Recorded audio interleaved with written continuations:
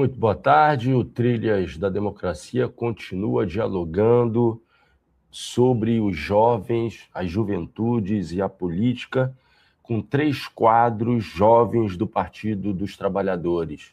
2 já estão aqui presentes.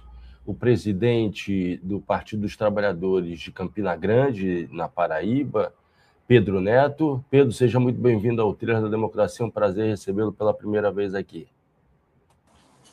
Muito obrigado pelo convite, Marco. Quero saudar a Karen, Carlos. Estamos aqui para fazer essa conversa e poder impulsionar mais transformações ainda. E a vereadora do Recife, do Partido dos Trabalhadores de Pernambuco, Cari Santos.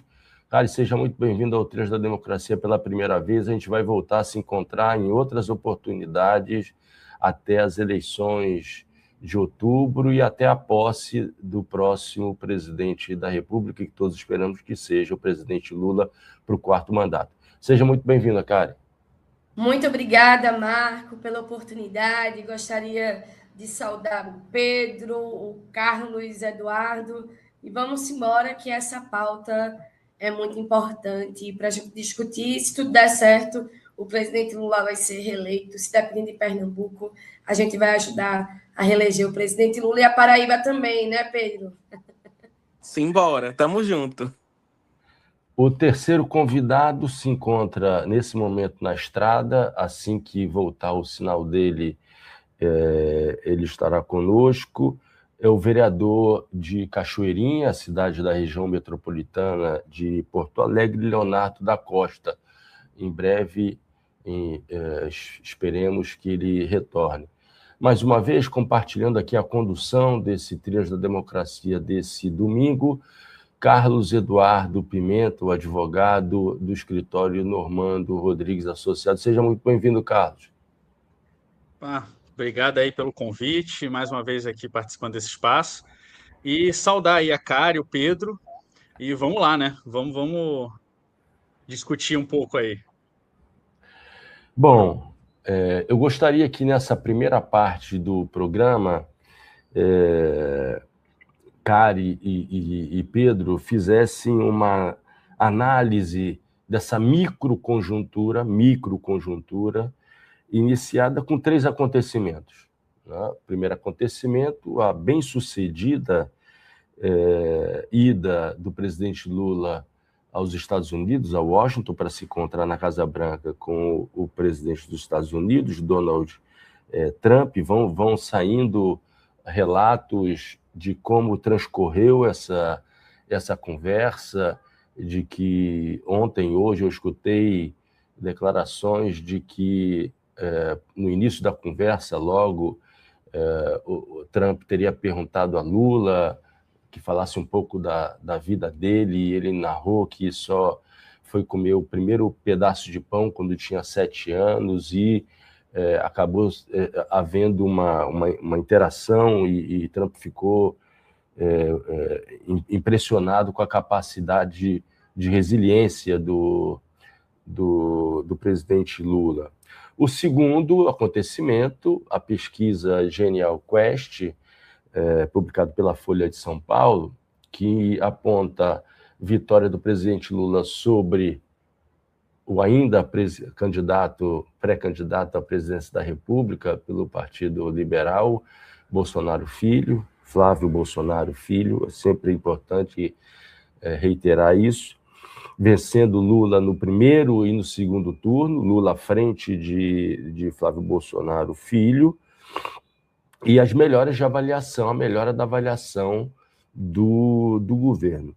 E o terceiro acontecimento, essa bomba, que surpreende por ter, na verdade, sido a voz ouvida, né, de Flávio Bolsonaro, né?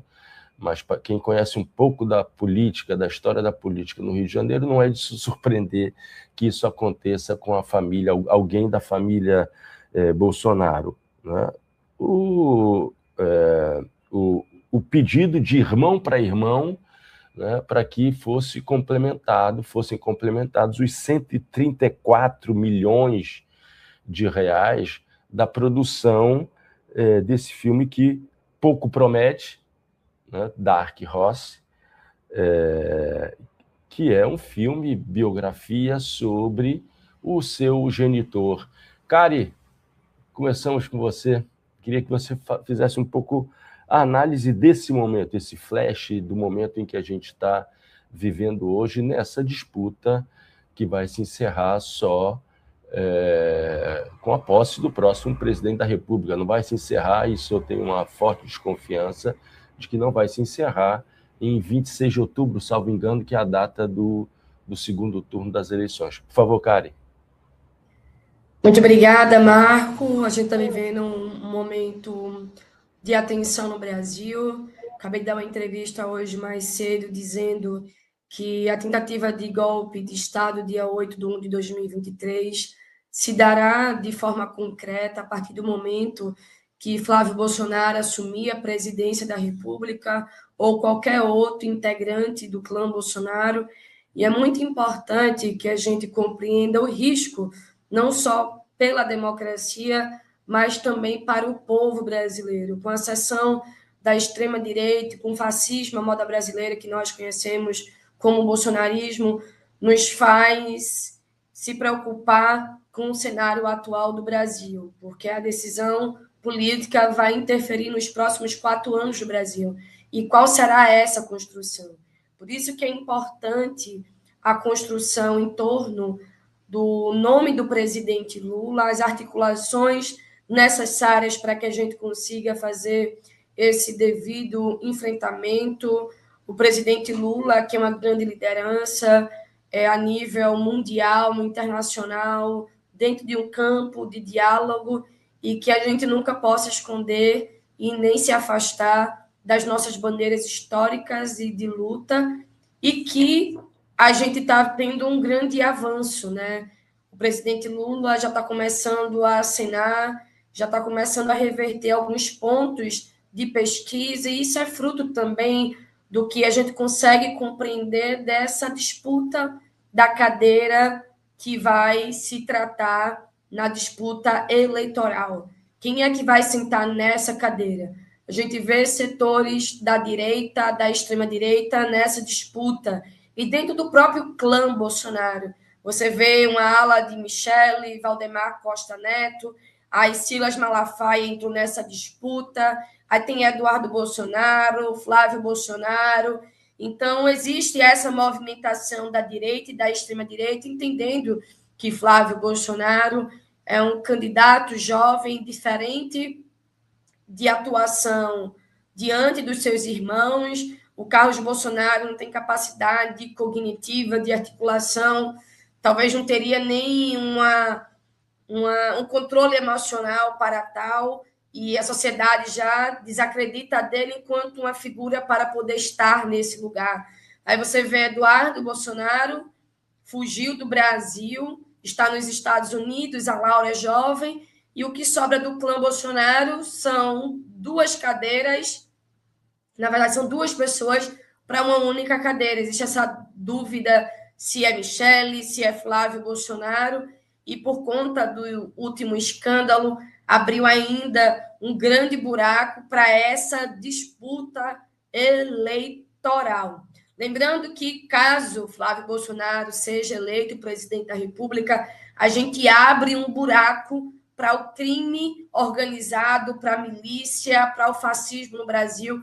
Por isso que essa eleição é muito importante para a gente, e que hoje a direita ela se encontra em campo de disputa para esta cadeira, e que talvez esse seja também um dos motivos de disputa que faça colaborar com as pesquisas apontando a melhora do presidente Lula, e também diante de alguns indícios de escândalos e de envolvimentos de Flávio Bolsonaro, e agora com o escândalo do Bolso Master, dólar disparando, cada um que fala em uma coisa, e o que importa é que a sociedade entenda que Flávio Bolsonaro ele foi pedir a um banqueiro criminoso 134 milhões de reais para poder financiar o filme do pai dele.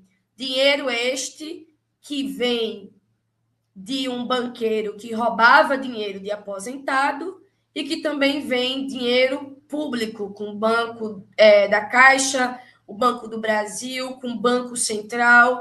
Então, a gente vai poder, com vocês ainda, entrar nesse assunto, mas eu gostaria de abrir, porque isso aconteceu e que cada um vem trazendo a narrativa para poder esconder o escândalo do Bolso Master, o porquê que estavam financiando um banco com dinheiro de um banqueiro criminoso, financiando, na verdade, um filme com dinheiro de um banqueiro criminoso e que ninguém sabe para onde foi parar o dinheiro, porque cada um vai dizer uma coisa. Então, eu acho que ao longo dessa conversa a gente vai ter oportunidade de se aprofundar nesse assunto, mas eu entendo que essa situação que aconteceu pode ser um fator de elemento para que a gente consiga trabalhar a população em torno o quanto é prejudicial, o quão é criminoso Flávio Bolsonaro e que ele precisa se explicar para a população, uma vez que é senador da República, um agente influente, pago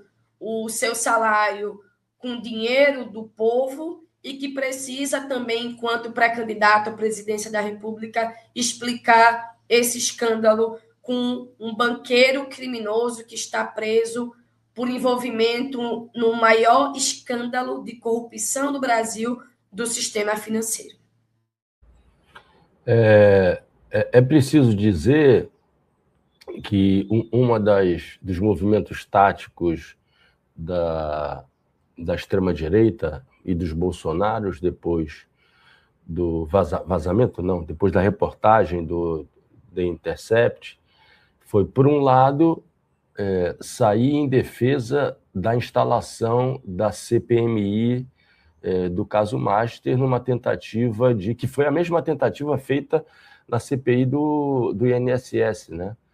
Tentando envolver o filho do presidente Lula, o Lulinha, quer dizer, uma tentativa de jogar merda no ventilador para que passe a ideia de que todos se beneficiaram, de que não foi uma ação só dos partidos do Centrão, políticos do Centrão e da extrema-direita. E foi importante a Kari ter dito agora que uma das desculpas, a principal desculpa que foi elaborada por Flávio Bolsonaro e pelo comitê de campanha à presidência, de dizer que foi uma transação única e exclusivamente privada, né?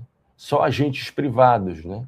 Como se esse dinheiro de Daniel Worcário, do Banco Master, não fosse exatamente, em grande parte, o resultado de uma série de fraudes que poderiam ter sido muito maiores e até transformadas em um ato legal, caso fosse aprovada a emenda, a emenda, não sei se seria a emenda constitucional, o projeto de lei da ampliação do fundo garantidor de crédito que seria apresentado pelo senador Ciro Nogueira. E, por fim, nesse mesmo movimento tático de espalhar merda para tudo que é lado, né?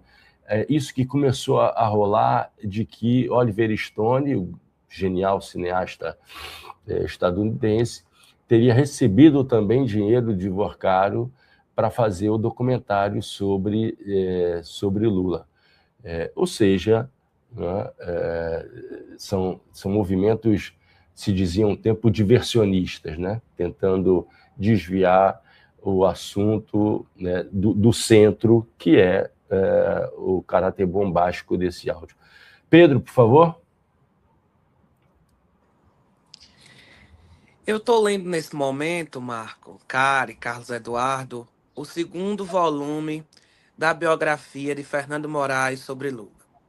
Se vocês ainda não leram, por favor, priorizem essa leitura.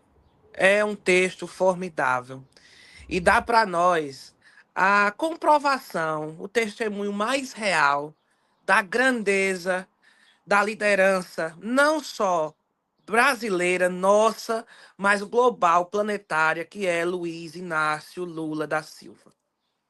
E o que a gente viu acontecer há 2 semanas, com a visita de Lula aos Estados Unidos, de cabeça erguida, com altivez e sem medo, sem preocupação, com a maior tranquilidade do mundo, é só a comprovação daquilo que Fernando Moraes já disse em entrevista. Lula é, hoje, para a história, maior do que qualquer outro líder político que o Brasil já teve.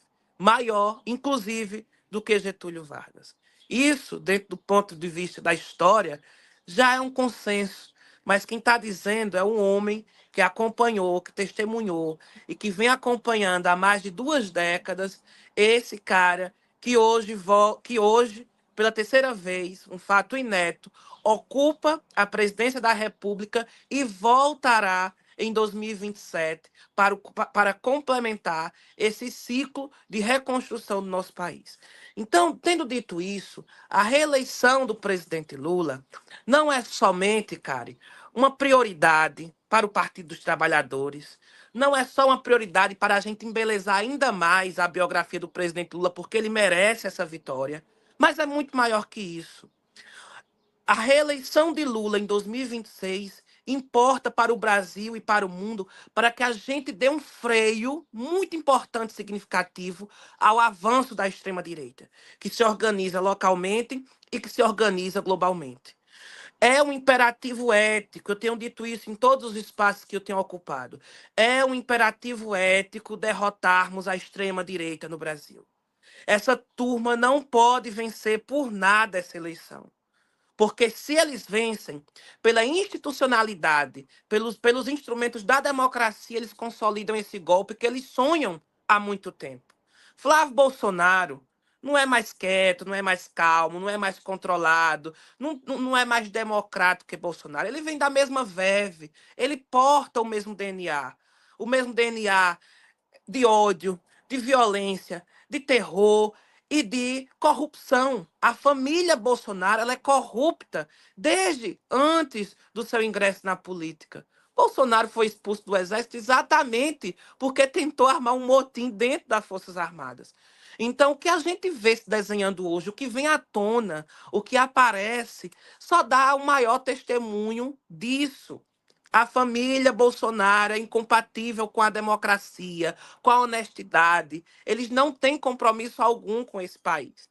Então, a visita de Lula aos Estados Unidos calou a extrema-direita. Não sei se vocês perceberam, mas até nas redes sociais, eles tiveram a dificuldade de fazer o contraponto, de construir uma narrativa em torno das fake news, o que eles sempre fazem, para tentar tirar o brilho do que foi o encontro de Lula com o Trump. E uma coisa que a gente precisa notar, é muito interessante, é o interesse de Trump, mais do que, acredito, até pela política externa, na biografia do próprio Lula. O Trump, ao se interessar, ao perguntar como foi que Lula conseguiu resistir à prisão, como foi que Lula fez para vencer as injustiças, com isso, Trump, mesmo que não afirme diretamente, ele também atesta, ele também reconhece que Lula é sim um grande líder para a história do nosso país e para o mundo. Um outro encontro que a gente também não pode perder de vista, e se vocês não viram, por favor, vejam essa fala, foi o encontro das lideranças progressistas lá na Espanha, que Lula participou. Aquela fala, aquilo é um discurso para a história. Aquele discurso, muito em breve, Marco, você que é professor, você sabe bem, estará nas salas de aula. Porque Lula hoje tem se colocado, pelo tamanho que ele tem, não só como presidente do Brasil, não só como o chefe de Estado brasileiro para falar para o mundo, mas como um chefe global.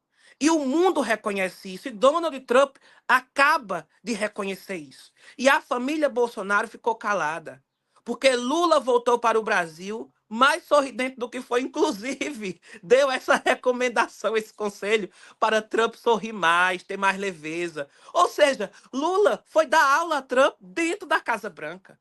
Quem é que hoje no mundo consegue fazer isso, cara?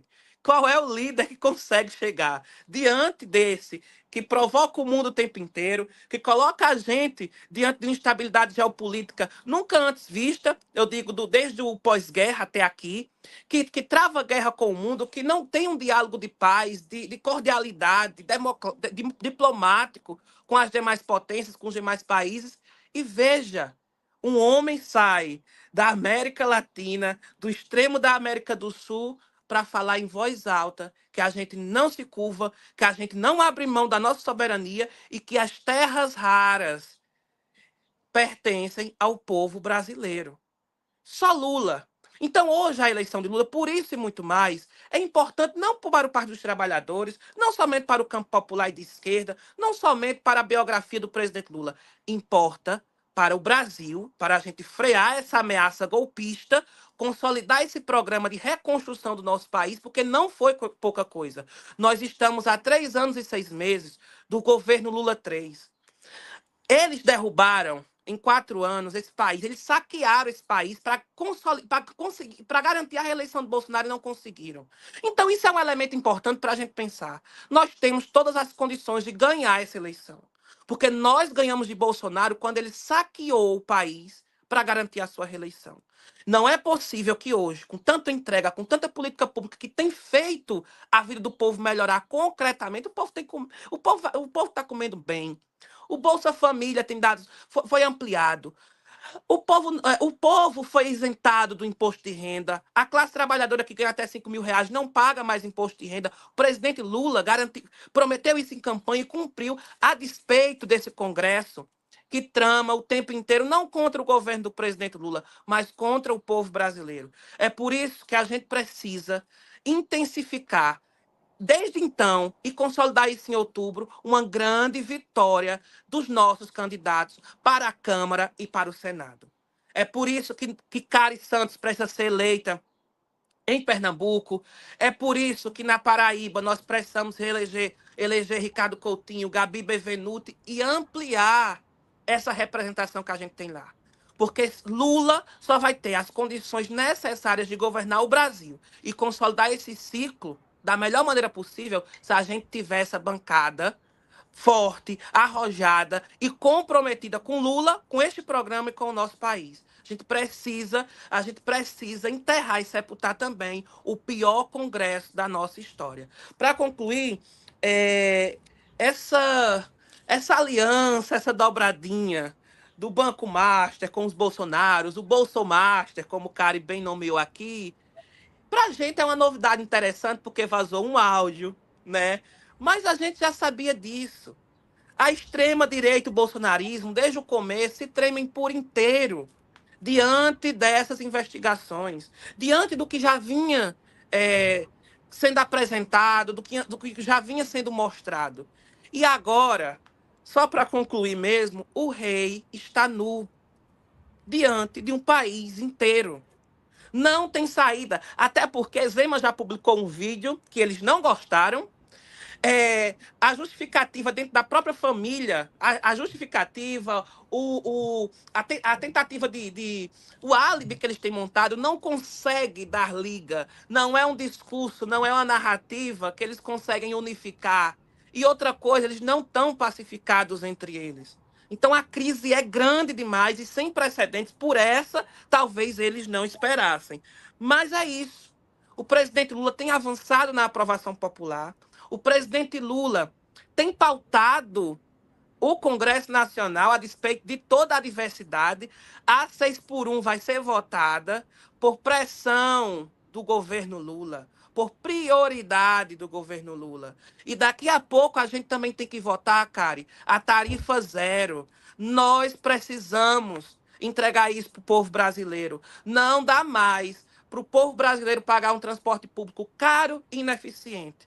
É um direito constitucional nosso. E isso é um clamor também que vem das ruas. Então, quem tem que pautar esse Congresso é o povo. Infelizmente, hoje, o povo não tem conseguido pautar esse Congresso. E o presidente Lula é quem tem dado o recado, é quem tem dito o que deve ser priorizado. E hoje a gente só vai votar o fim da escala 6x1 porque foi priorizado pelo governo Lula e as ruas, o povo organizado nas ruas e nas redes, fez essa urgência ser colocada como urgência também dentro da Câmara dos Deputados. Então, isso não vem por benevolência de Hugo Mota, nem do Centrão, nem do bolsonarismo. Muito pelo contrário, o bolsonarismo, a Zanata já entrou com um pedido para postergar o fim da escala 6x1 por 10 anos, um período de adaptação. E a gente sabe que essa galera obedece aos interesses dos banqueiros, do mercado financeiro, das elites podres e carcomidas que sempre mandaram nesse país. Mas com Lula é diferente, porque Lula vem do chão da fábrica, vem da classe trabalhadora e tem esse compromisso, desde o seu primeiro dia de governo, de melhorar a vida do nosso povo, do povo brasileiro que trabalha e que faz esse país funcionar todos os dias, 24 horas por semana. Bom, para quem tem dúvidas em relação à renovação que está por vir, que na verdade está por vir, não, já está em curso, da militância, da elite dirigente do Partido dos Trabalhadores e da esquerda de maneira geral, acho que essa dúvida, pelo programa de hoje, começa a ser dirimida depois da fala do Pedro e da fala da Kari. Já está em curso um processo de renovação que faz com que aqueles que se encontram hoje já com muitos cabelos brancos comece a pensar que alguma coisa de muito positiva, boa, está em curso, está presente. Antes de passar a palavra para o Carlos fazer uma consideração e fazer uma pergunta para a Kari e ao Pedro, eu estava pensando aqui, Pedro, eu comecei a dar aula há 35 anos, não é? E quando eu começava lá atrás, há 35 anos, quando eu falava sobre qual é a liderança política mais importante da história brasileira, eu dizia, olha, é Getúlio Vargas, né? Mas eu acho que Lula, a depender do desenvolvimento da sua trajetória política, vai equiparar a importância histórica de Getúlio, né? E enquanto você falava, eu pensava que Getúlio se torna uma liderança política em 1927, quando é eleito presidente, na época governador, se falava presidente, né? Presidente do Rio Grande do Sul.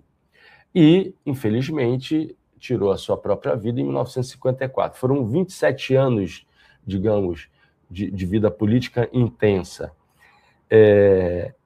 Se Lula tomasse a decisão de parar hoje, o cálculo seria, e não vai fazer isso, não é? O cálculo começa em 1975, quando ele foi eleito presidente do Sindicato de São Bernardo do Campo e Diadema. 1975 até 2026 já passaram de 50 anos. E ele vai ter, acho que é a nossa torcida, que vai chegar a 54 anos. Ele vai duplicar o tempo de vida política de Vargas, né? E vai dar um trabalho muito grande, a reunião dos escritos e discursos, principalmente os discursos de Lula, em vários volumes, né? Então, sem sombra de dúvidas, Lula é a grande liderança política, não apenas do século XXI, mas da história republicana brasileira. Carlos, é contigo. Só aproveitando do final, né? Eu acho que talvez muito provavelmente essa viagem do Lula para os Estados Unidos, ela fez muito mais para o Trump do que para o Lula, para falar a verdade, né? Porque se você for observar, o Trump, diante dessa beligerância dele toda, ele estreitou muito o campo que ele tem para as negociações. Então, ele trazer o Lula para conversar com ele, para demonstrar que pelo menos ele tem contato com um grande estadista, isso já dá uma elevação para ele um pouco, que eu acho que faz sentido, principalmente dentro do cenário que ele está vivendo internamente nos Estados Unidos, né? Agora, nessa disputa, Flávio e Vocaro, eu acho que até é muito engraçado você observar o Flávio falando do pedido da CPI, né? Que ele pede a CPI, mas basicamente todo mundo que está pedindo essa CPI do Banco Master, principalmente não, do campo da direita, que tem bradido essa bandeira de CPI, a maioria sabe primeiro que o Alcolumbre não vai abrir essa CPI, e segundo, eles não têm interesse nenhum que seja aberta, que seja investigado. Entendeu? Tanto que se ele tivesse de fato interesse, ele tinha falado: não, eu quero que a Polícia Federal vá até o final.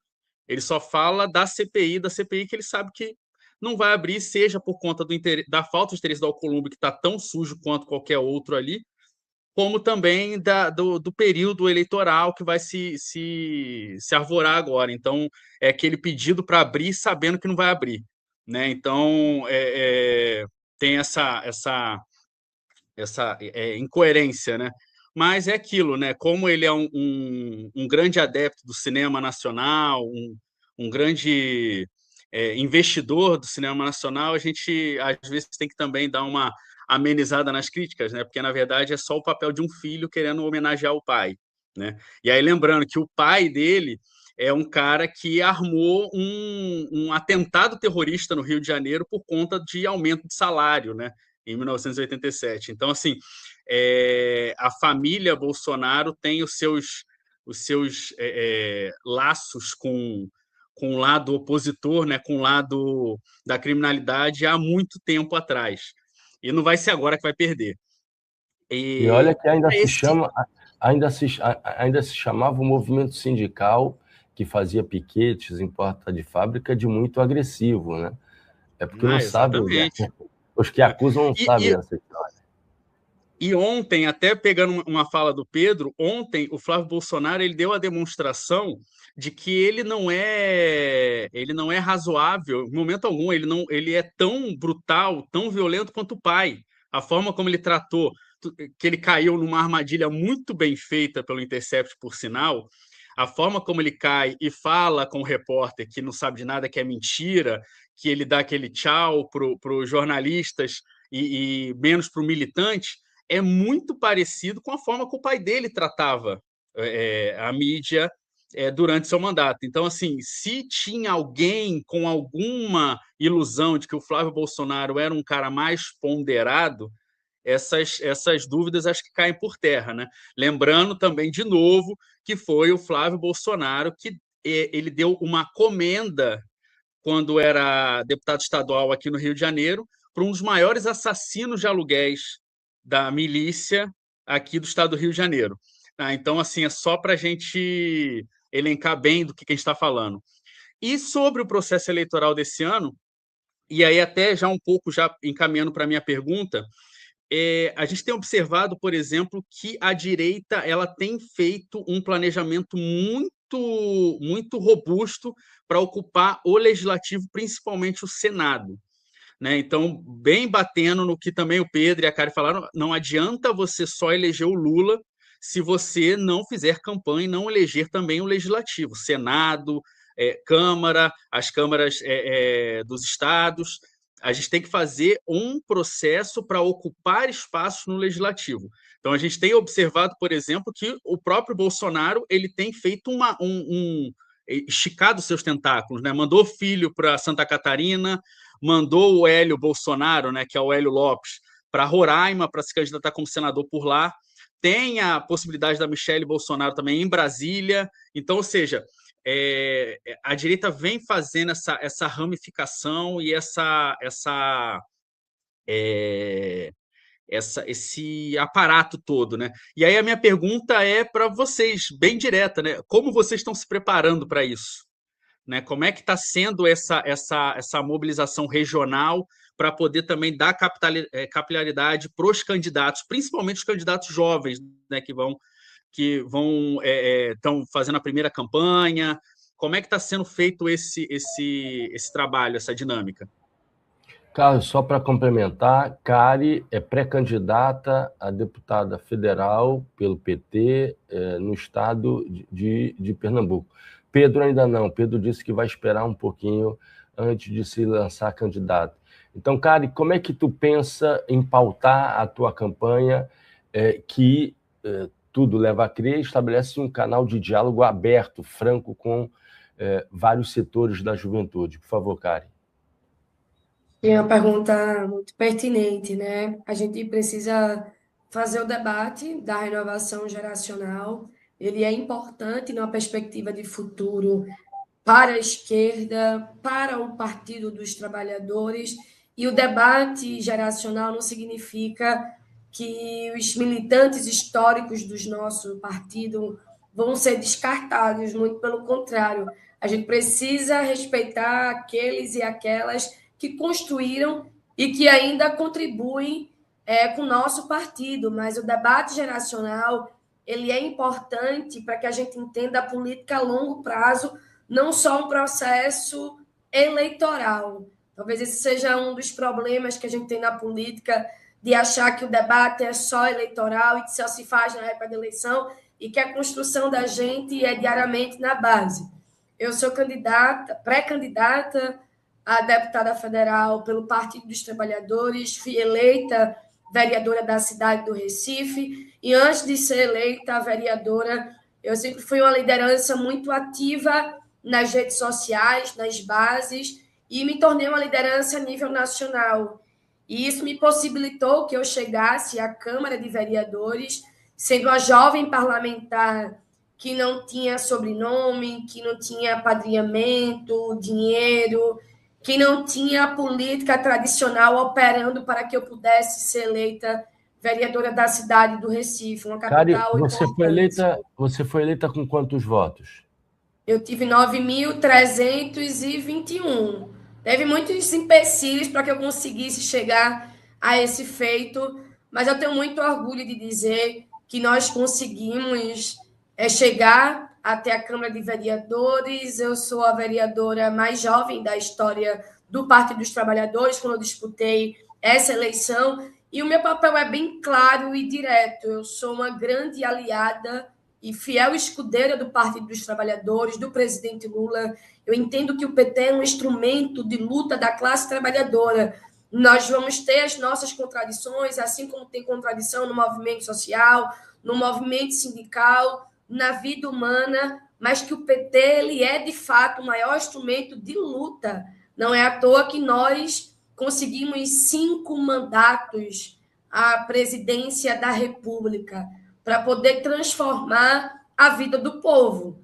Só que dentro desse contexto eu venho com a renovação e com algo importantíssimo, que é a experiência nas redes sociais. Eu sou comunicadora popular, eu consigo dialogar bem, inclusive as redes sociais foram fundamentais para que eu pudesse me tornar vereadora da cidade do Recife, para que eu pudesse fazer com que eu fosse conhecida antes mesmo de ser vereadora, porque o primeiro passo que um político tem é ele ser conhecido. E graças à nossa atuação nas redes sociais e nas ruas, as pessoas já conheciam o nosso trabalho, o povo da nossa cidade me chamou e eu vim, e eu venho com esse compromisso. Hoje o PT me chama para enfrentar esse Congresso que é inimigo do povo. Nós precisamos fazer o enfrentamento com a extrema-direita e utilizar as mesmas armas que eles utilizam. Significa que a gente vai ocupar as redes sociais e as ruas. Nós vamos estar nos espaços que hoje a extrema-direita ela ocupa. Mas não significa que a gente vai utilizar a mesma metodologia, porque nós temos responsabilidade de classe com a verdade. E que nesse caminho eu venho para fazer o devido enfrentamento à extrema-direita, ao fascismo, ao bolsonarismo, com o intuito de confrontar todo deputado federal e senador para que a gente possa constranger, desmascarar esses fascistas e que eu, assim como muitos jovens, precisam estar nos espaços de poder para fazer o devido enfrentamento. E eu consigo ter um diferencial nesse processo de disputa enquanto pré-candidata e, no momento oportuno, construir essa campanha no período onde a justiça eleitoral permitir, que é se apropriar de algo que eu sei fazer muito bem, que é dialogar com as grandes massas para poder fazer o enfrentamento e ter o combate, de fato, nas redes sociais, do combate às fake news. Então, esse é um caminho que a gente vem de enfrentamento para o cenário político,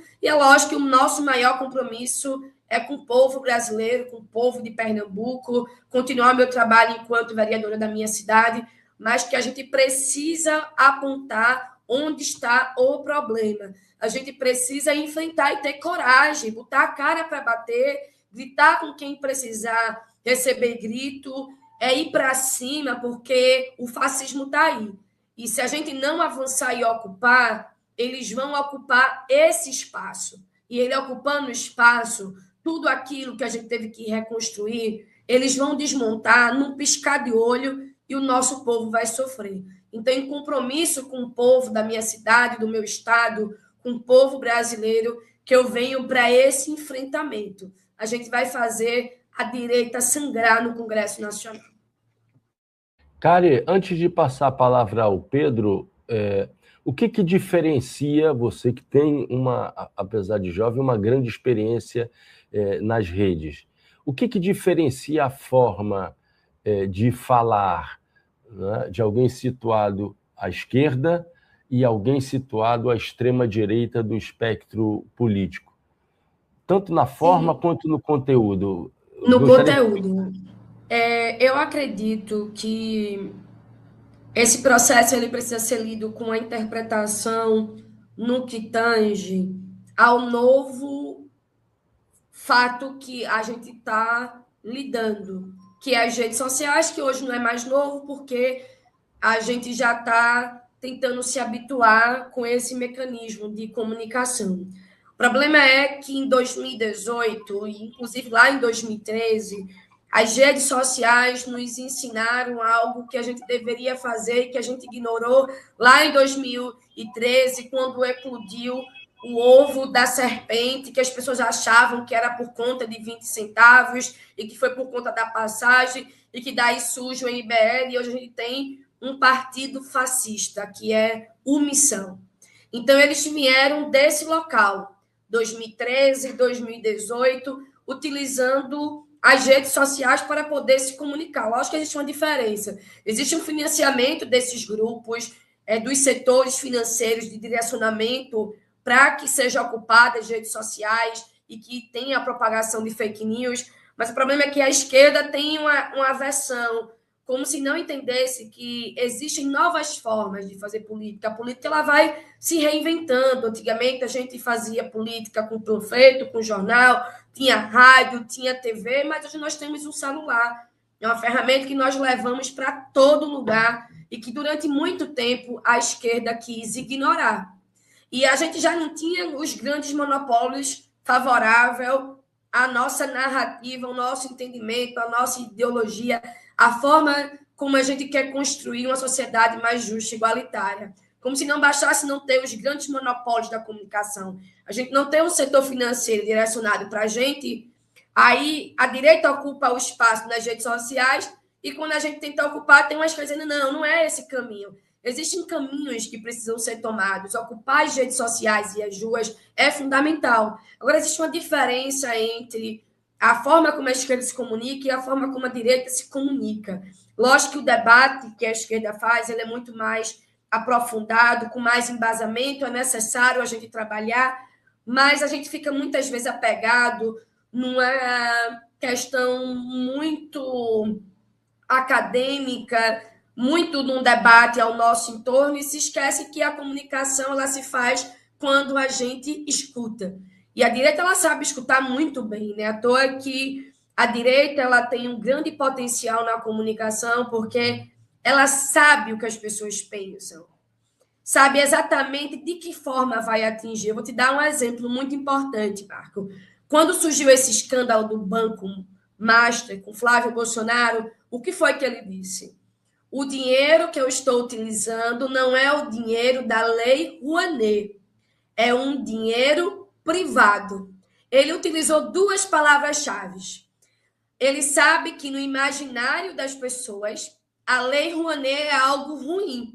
E no imaginário das pessoas, o privado é como se fosse algo bom.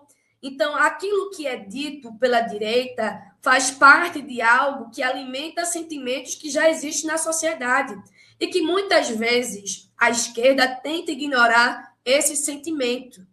E que esse sentimento, ele, apesar da gente não concordar, o entendimento, a forma como as pessoas pensam, ele é legítimo porque ele existe. Mas a gente sabe que ele é difundido, estimulado a forma da alienação nesse processo.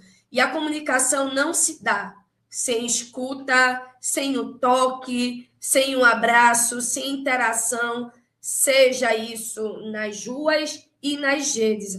Questão que a gente muitas vezes quer burocratizar demais. Muitas vezes o discurso é muito elitista, quando a gente quer responsabilizar a classe trabalhadora e o povo que não tem consciência de classe, e não é porque é culpa dele, é culpa do sistema. A vida do trabalhador é muito difícil.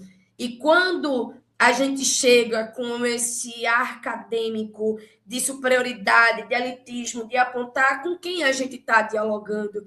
E muitas vezes a gente dialoga só para a nossa própria bolha. E eu sei que eu também dialogo para a minha própria bolha, mas eu faço conteúdos específicos para poder dialogar com vários setores. E que a gente consegue manter os nossos militantes motivados, entusiasmados, organizados, porque nós precisamos de organização para a luta, mas que nós precisamos também dialogar de uma forma para também quem quer nos ouvir, porque existe um setor que não vale a pena nem discutir, porque a gente não consegue avançar em alguns casos, mas a diferença é o quão o conteúdo da direita é simples e é fácil, e muitas vezes a gente fica querendo ensinar demais e que termina não atingindo as pessoas. E isso é fruto da falta de escuta e da falta de entender como é que pensa o povo brasileiro. Entender como é que é a conjuntura para ver como é que você vai se comunicar com a galera.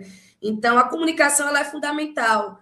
Um político, para poder se apresentar para a sociedade, ele precisa ser comunicativo, ele precisa ser articulado, ele precisa falar algo que as pessoas entendem. Então, a primícia da comunicação é você falar e a pessoa lhe entender. E muitas vezes nós falamos coisas que as pessoas não entendem. E para que a gente faça esse processo, é importante a escuta, e é lógico que o caminho da direita é muito mais fácil, porque a direita já bota uma solução. E para poder terminar, a direita ela é muito objetiva, dando uma solução. Está tendo muita pobreza no Brasil, o problema não é o capitalismo, é o comunismo, é o PT, é Lula. Está tendo muito bandido. Aí a direita dá, bandido bom é bandido morto. Então, a solução pela direita é o caminho mais fácil, mais rápido, e a gente faz toda uma curva. Arrudeia, para poder explicar algo que seu Zé e Dona Maria não conseguem entender. E não é por falta de capacidade, porque um dos problemas que a gente, principalmente eu que trabalho na periferia, as pessoas acham, da esquerda, que o povo é burro. E o povo não é burro. O povo, ele sabe exatamente aquilo que ele quer. Mas o problema é, o nosso discurso vai atingir exatamente aquilo que ele quer. Pode ser que sim, pode ser que não. Mas de que forma a gente vai construir esse caminho de diálogo? É essa a brecha. Então, quanto mais original você for, quanto mais didático, simples, entendendo o lugar do outro, você consegue atingir. A primeira coisa é tirar o preconceito com as redes sociais. Existem coisas ruins? Existem. Mas se a gente não ocupar esse negócio de boicotar, eu vou sair do Instagram. Eu vou sair do Twitter, certo? E quem é que vai ficar no Instagram? Quem é que vai ficar no Twitter? Quem é que vai ficar no WhatsApp? A direita disparando mentira em massa. Então, eu acho até que para poder se comunicar tem que ter muita estratégia. Desculpa, esse é um assunto que eu gosto muito, eu termino me empolgando, mas existe uma diferença sim. Agora, existe uma diferença num tipo de compromisso também. E o nosso compromisso, de fato, é ajudar o povo, só que a gente precisa entender que o caminho mais fácil é um diálogo simples e direto e que a gente consiga, através disso, conquistar mentes e corações.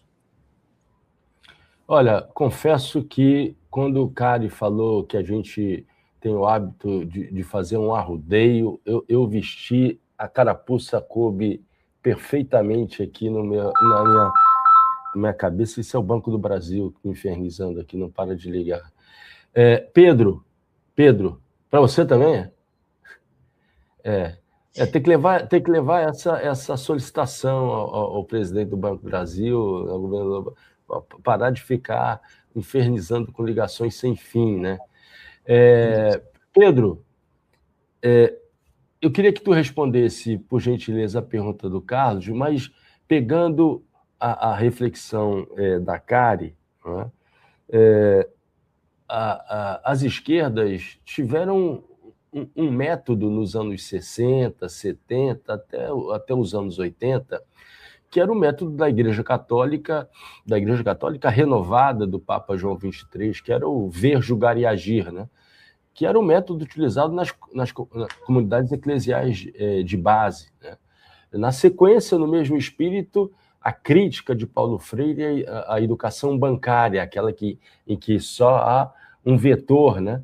E vai se depositando conteúdo, ou se pretende depositar conteúdo na cabeça de quem ouve, de quem está ensinando.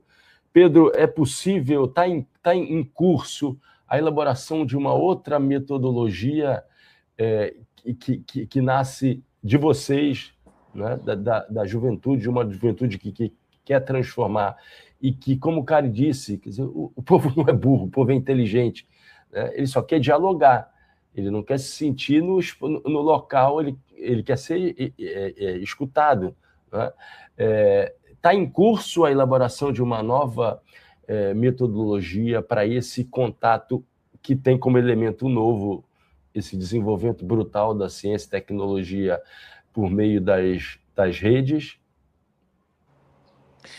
É meio difícil falar depois de Cari ter feito toda essa leitura, esse diagnóstico, mas antes, Marco, me permita só trazer algumas informações mais biográficas sobre mim.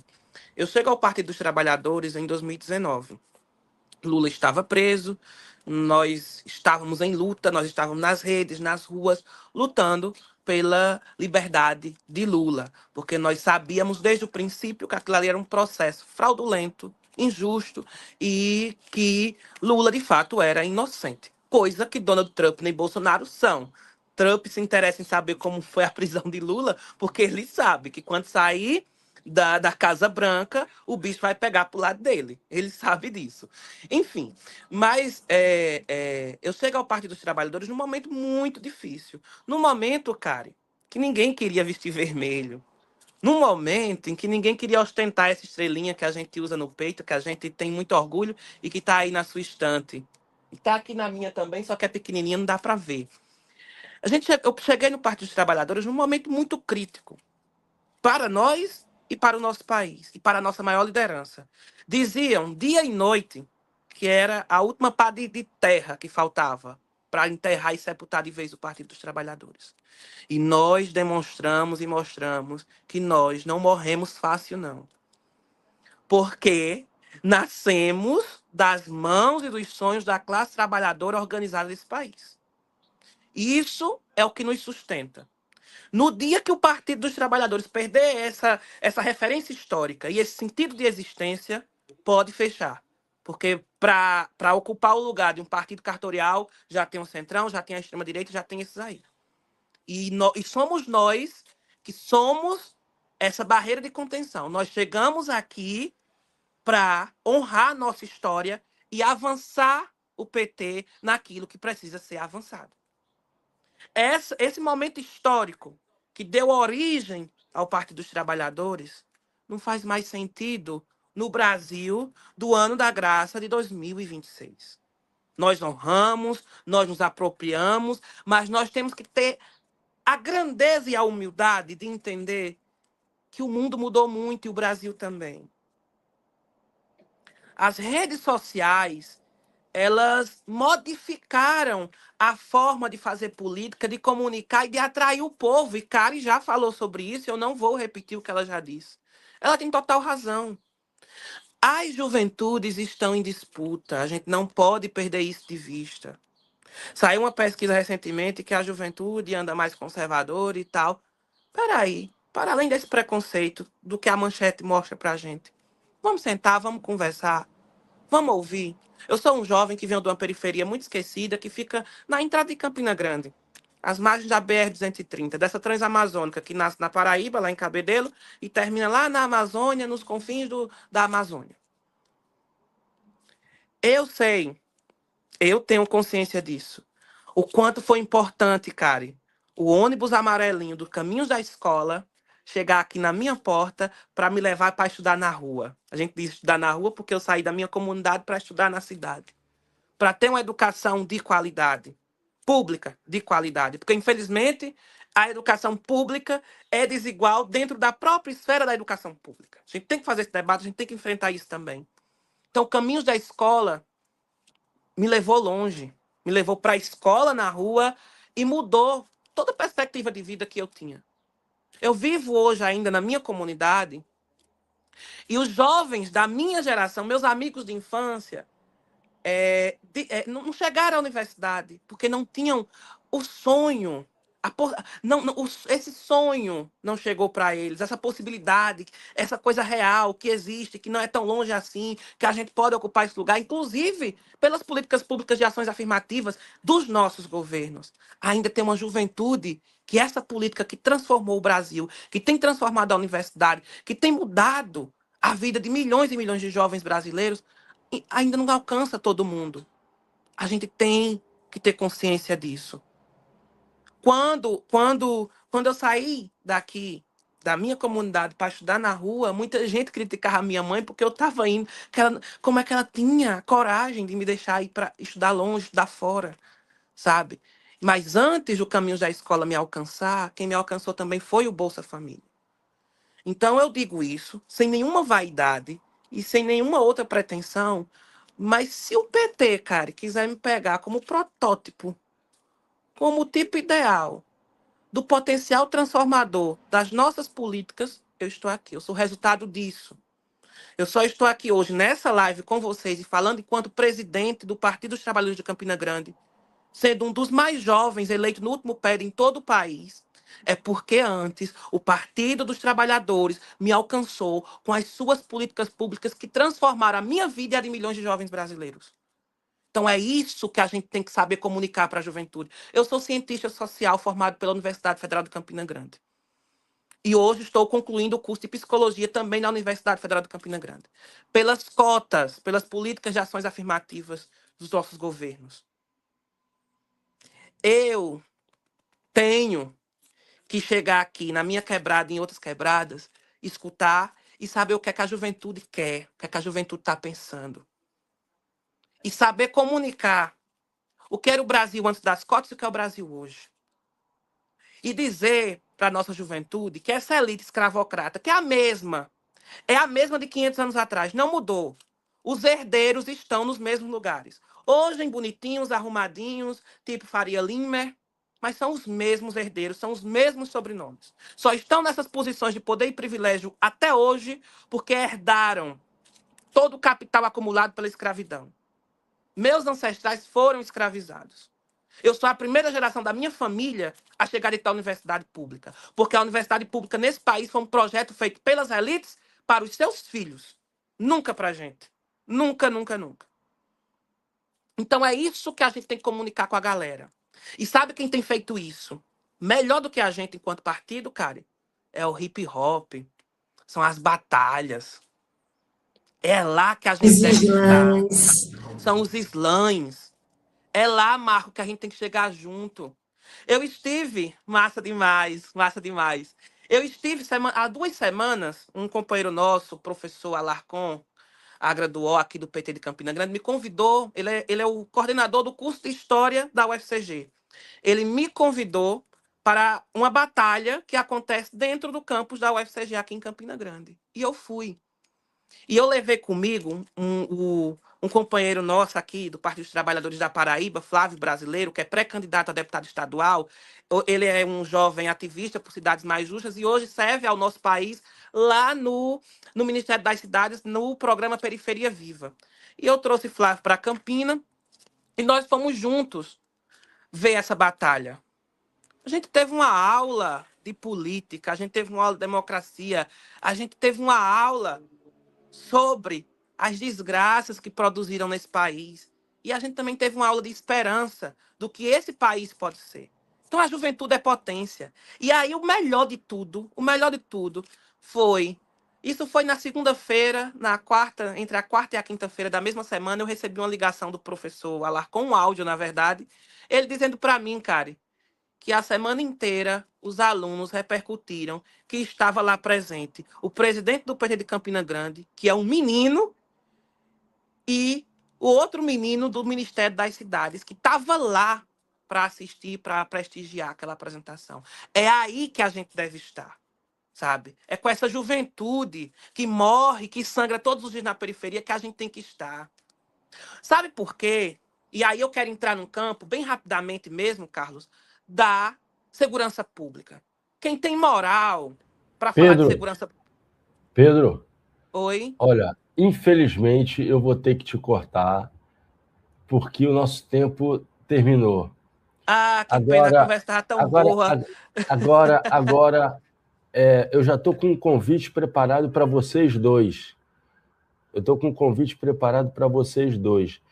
Eu quero passar a palavra para o Carlos, né, para fazer o arremate, e depois eu vou fazer uma fala conclusiva, mas tem um convite preparado para vocês dois. Por favor, Carlos.